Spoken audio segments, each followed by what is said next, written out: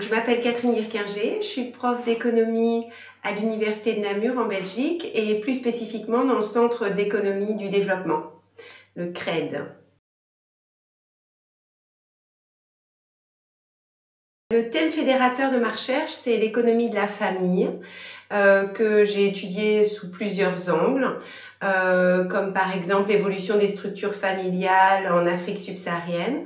Aujourd'hui, je m'intéresse plus spécifiquement aux questions qui concernent la position relative des femmes par rapport aux hommes, avec une perspective à la fois historique, toujours en Afrique subsaharienne, et plus contemporaine, sur la base de données que très souvent dans mes projets de recherche, j'ai collectées moi-même.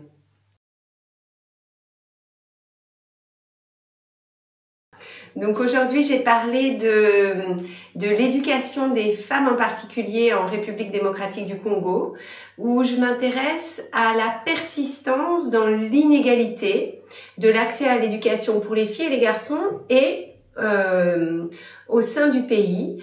Et ce qui m'intéresse plus particulièrement, c'est en quoi les investissements coloniaux dans l'éducation ont en fait eu un impact décisif à la fois sur les dynamiques qui se sont développées après et sur ce qu'on constate aujourd'hui en termes d'inégalité dans les niveaux d'éducation. Ce qu'on constate, c'est que donc les filles sont aujourd'hui plus éduquées dans les zones qui ont bénéficié assez tôt d'investissements dans l'éducation des filles, même si à l'époque coloniale, celle-ci était terriblement conservatrice.